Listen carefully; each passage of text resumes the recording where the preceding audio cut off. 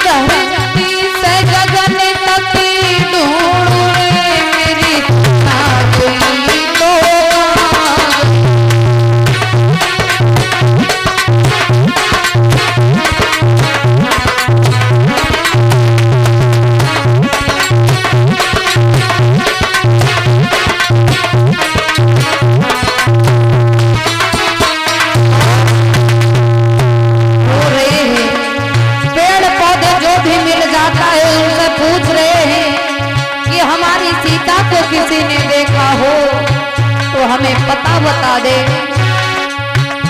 अरे पेड़ और पौधे तुम्हें बता दूं, अरे पेड़ और पौधे तुम्हें बता दो।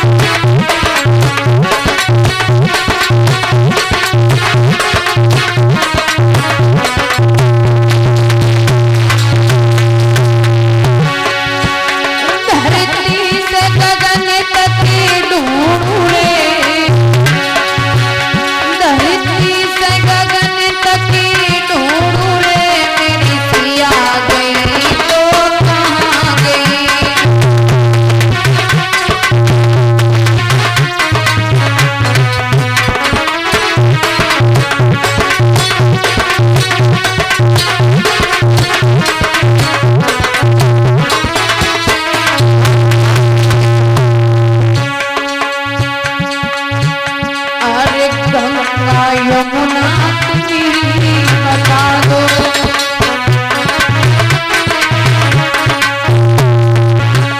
अरे गंगा यमुना तुम्हें बता दो।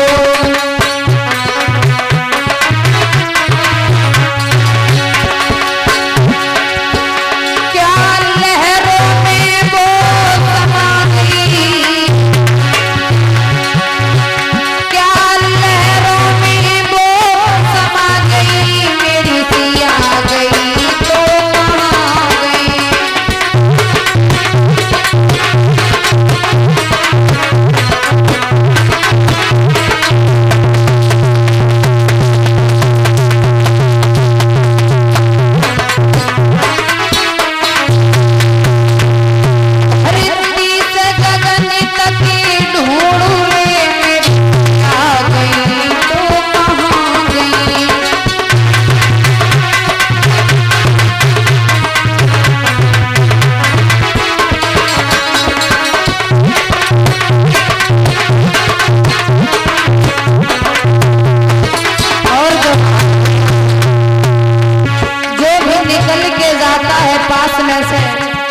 तो सबसे मर्यादा पुरुषोत्तम श्री राम पूछ रहे हैं, अरे संत महात्मा तुम्हें बता दो,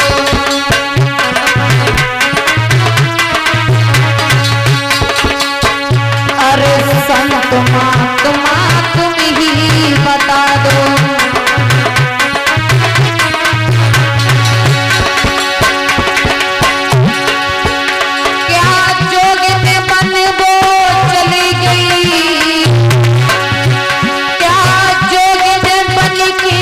चली गई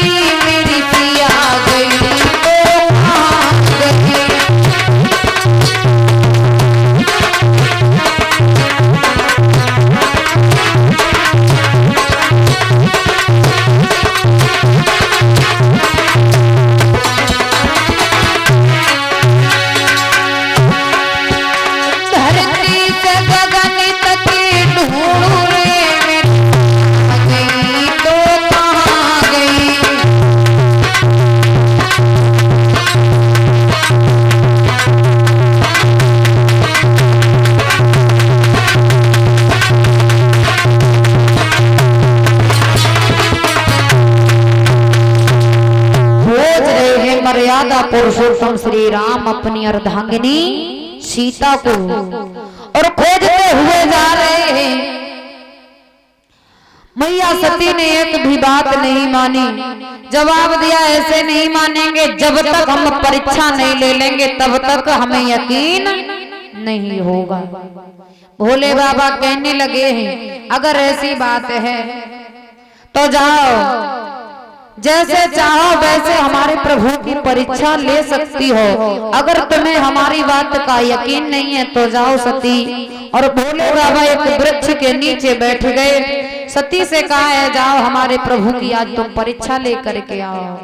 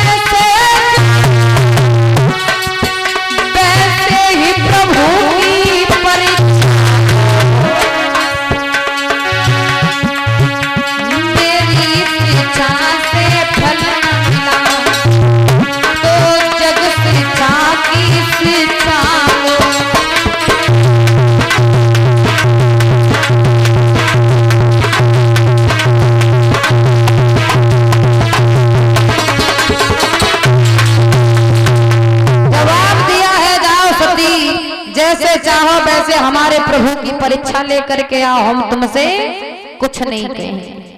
सती ने नहीं माना और चली है भगवान की परीक्षा लेने के लिए। जैसे ही पास में पहुंची है तो जवाब दिया कैसे परीक्षा लूं, सोच रही है मन में एक काम करती हूँ, ये अपनी पत्नी के विरह में इतने व्याकुल हैं, क्यों ना इनकी पत्नी का ही रूप धारण किया जाए और इनकी परीक्षा हम ले लेंगे। अगर इन्होंने हमें पहचान लिया तो हम समझ जाएंगे कि यही मर्यादा पुरुषोत्तम श्री राम है, और नहीं पहचान पाए तो हम समझ जाएंगे कि ये भगवान नहीं है। क्या किया है, मैया सीता का रूप धारण किया है सती ने, और जहां पर भगवान श्री राम जिस रास्ते से जा रहे थे उसी रास्ते में खड़ी हो गई। लेकिन भगवान राम को यह पता चल गया, भगवान राम ने उस रास्ते को छोड़ दिया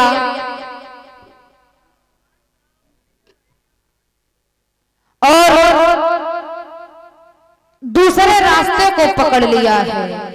जब दूसरे रास्ते को पकड़ा तो सती ने ये समझा कि हमें देख नहीं पाया, इसलिए ये इस रास्ते से जा रहे हैं, क्यों ना हम इसी रास्ते पर चलें। अब उसी रास्ते पर पहुंच गई, लेकिन राम ने उनके ऊपर ध्यान नहीं दिया। तब तक शेषावतारी लक्ष्मण की नजर सती के ऊपर पड़ी और जवाब दिया, भैया आप भाभी को खोज रहे हो, भाभी तो सामने खड़ी है। राम कहने लगे तुम्हें नहीं पता है लक्ष्मण, ये भाभी नहीं बल्कि भाभी है, तुम्हें नहीं पता है। लक्ष्मण कहने लगे क्या बात कर रहे हो भैया, समझ नहीं आया कि समझ नहीं आया, चलो हमारे साथ अभी पता चल जाएगा कि ये हैं कौन। लक्ष्मण को साथ में लिया है, भगवान राम मैया सती के पास में आए हैं, हाथ जोड़ करके कहने लगे माँ एक बात बताओ, तुम अकेली कहाँ जा रही हो और भोले बाबा को कहाँ पर छोड़ दिया। जैसे ही भोले बाबा की बात सुनी सती समझ गई कि आज मुझे प्रभु ने पहचान लिया, यही मर्यादा पुरुषोत्तम श्री राम है। भागना चाहिए लेकिन भाग ना पाई, क्योंकि जिधर भी जाती हैं उधर भगवान राम दिखाई देते हैं। दोनों हाथों से नेत्रों को बंद किया है, सती उसी जगह पर बैठ गई और भगवान राम वहां से चले गए। थोड़ी देर के बाद जब नेत्रों को खोला वहां कोई नहीं दिखाई दिया। भोले बाबा के पास में आई हैं। भोले बाबा के पास जैसे ही पहुंची, भोले बाबा ने कहा कि कहो सती, हमारे भगवान की परीक्षा लेने के बाद चली आई हो, पता चला कि वो राम है या इंसान है। जवाब दिया है कि हमने परीक्षा नहीं ली है। आज सती जैसी देवी भोले बाबा से झूठ बोल रही है। जवाब दिया है, प्रभु हमें आपकी बातों का बहुत भरोसा है, यकीन है, इसलिए हमने परीक्षा नहीं ली, हमने दर्शन सही नहीं कर पाए, इसलिए हमने के पास से दर्शन करके चले आए। लेकिन भोले बाबा समझ गए और भोले बाबा ने अपने मन में एक संकल्प किया, अगर तुमने परीक्षा ली चलो कोई बात नहीं, लेकिन ली भी तो मैया का रूप धारण किया, जो अब वो हमारी माँ है उनका रूप धारण कर लिया, आज से तुम हमारी पत्नी नहीं बल्कि हमारी माँ हो गई हो। ऐसा ही नहीं,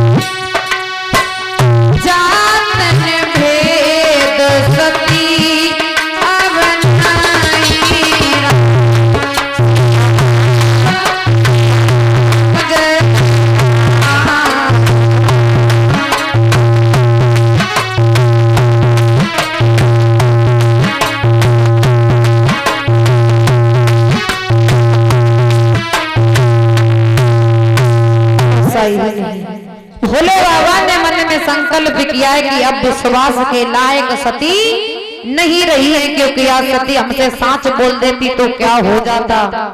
दोनों साथ में कैलाश पर्वत पर आए। बताया ये जाता है कि भोले बाबा ने समाधि को लगा लिया। जब समाधि को लगा लिया, अब पार्वती भोले बाबा की समाधि को खोलने के लिए सती बहुत कुछ करती हैं, लेकिन उनके नेत्रों को नहीं खुलवा पाया। प्रमाण ये मिलता है कि 88,000 वर्ष व्यतीत हो गई, लेकिन भोले बाबा के नेत्रों को सती ने नहीं खुलवा पाया। अब क्या हुआ है, जब 88,000 वर्ष व्यतीत होने के बाद भोले बाबा के नेत्र खुले, लेकिन मैया सती ने फिर से एक सवाल खड़ा कर दिया। जवाब दिया, भोले बाबा ये आकाश में विमान उड़ते हुए कहाँ जा रहे हैं, कौन सी जगह जा रहे हैं, इनमें सभी देवतागण जा रहे हैं, लेकिन तुम नहीं जा रहे हो। भोले बाबा जवाब दिया, सती इतने दिनों के बाद हम जगे हैं, लेकिन तुमने फिर भी हमसे किया सवाल ही है। और सती कहने लगी है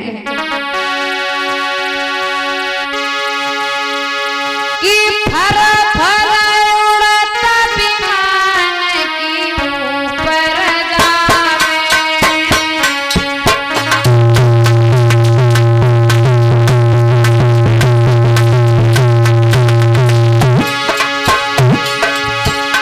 अरे फर फर उड़ता विमान की ऊपर जावे,